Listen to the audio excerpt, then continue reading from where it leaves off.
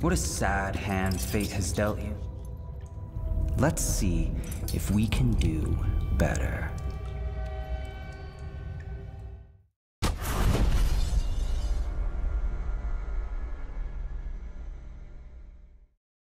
The Mark of the Outsider is granted to individuals he believes pivotal to world events, or merely interesting.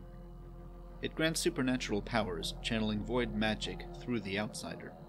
Each set of powers is different, likely based on the individual's personality, and can be enhanced using runes inscribed with this mark. The Outsider places no limitations on how powers are used, but occasionally directs or comments on the marked one's choices. He speaks to few in a generation and grants his mark to even fewer. As of 1837, 8 in the world bear the mark, but there have been others in the past. In a book entitled The Outsider, found behind the office of the High Overseer, we learn of a man whose mother was marked sometime in 1803. He relates how they were always on the run from overseers, how she was able to see through the eyes of moths and unlock doors from the outside. She was obsessed with the void, and afterward her son was also. He was executed as a heretic, and nothing more is known of them. Vera Mori embarked on an exploration of the Pandician continent in 1806, and it was here that she was marked. This slowly drove her blind as well as insane, and her obsession with the boy with the black eyes led her to boil her husband's bones into runes, after which she became known as Granny Rags. Her powers included summoning rats and a version of teleportation that can include a damaging blast. She has also gained a kind of immortality by binding her soul to a cameo of herself as a young girl.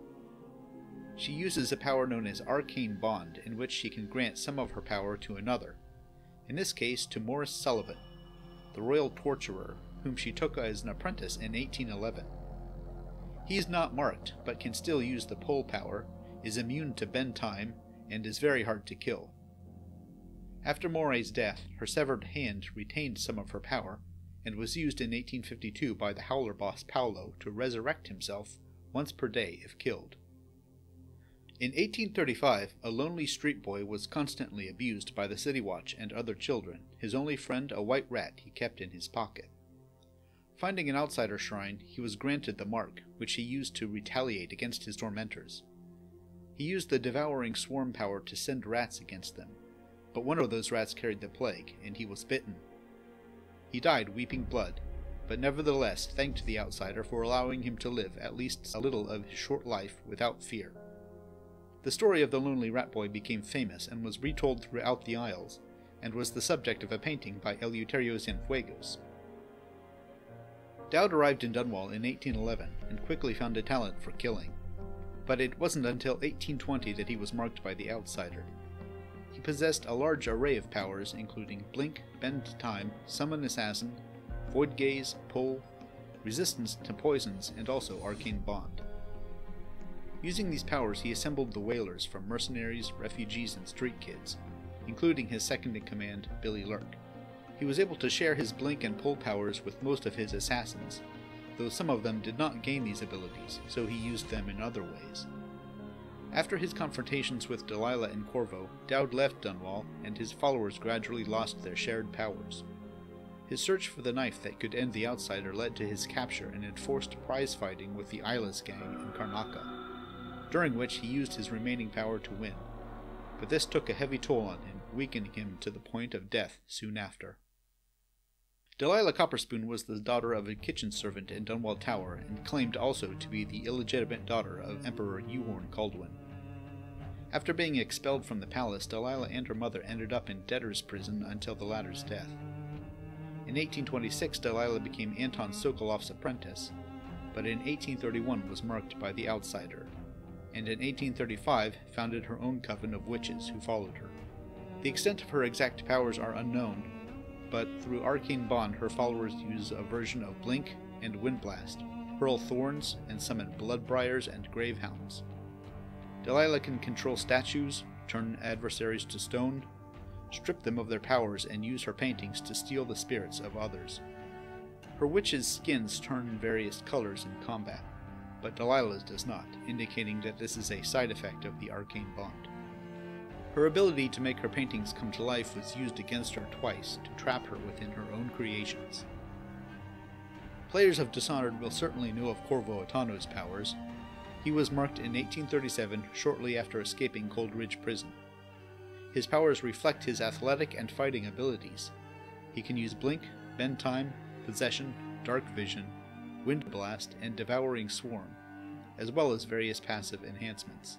After defeating the Lord Regent and the conspiracy that betrayed him, he kept his powers secret and used them to stop additional threats to Emily's reign, including gangs, followers of Delilah, and the magic wielder Zukov. In 1852, Delilah ripped away his mark and powers, and if the player chooses him in Dishonored 2, the outsider will restore them soon after, or can choose to remain powerless. But the restored powers must be built up again using runes. Corvo's Blink initially does not stop time while being aimed, as Dowd's does, but this enhancement can be obtained, implying that experience with powers can increase a user's skill over time. In an early draft of Dishonored, it was planned for Dowd to cut off Corvo's hand after his capture, and Corvo must recover the hand, which the outsider will then reattach. Like with Granny Rags' hand, this is further evidence that the power is linked closely to the physical object a mark adorns. If the player chooses Emily in Dishonored 2, while en route to Karnaca aboard the Dreadful Whale, she will be granted the powers of Far Reach, Domino, Doppelganger, Mesmerize, Shadow Walk, and Dark Vision. Some of these powers seem to relate to her role as Empress, as they can control or influence crowds of people, and distract, divert, or avoid attention. She uses these powers to defeat Duke Luca Abel's henchmen, and once Delilah is eliminated, her spell of casting people in stone is also undone. Once restored, Empress Emily retains her powers, and like Corvo, uses them to defeat further threats, such as the Rat Gang led by Luella Price. Others not granted a real mark nevertheless attempt to appropriate some of its power by branding themselves with replicas. There was an underground cult that included an aristocratic woman who put the image of the mark on her back, dismissing a servant who got a glimpse of it. Zukov used corroded bone charms to wield magic, but the false mark he carved into himself while in a trance did not grant powers.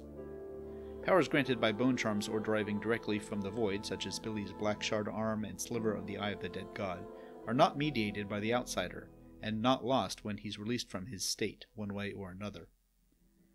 Those the outsider chooses to mark aren't distinguished by merit or any kind of value system. They're simply those he thinks have the potential to entertain him. Cultists and elites alike perform all sorts of rituals they think will earn them what they consider a great gift, but in reality, they could start by being a bit more interesting.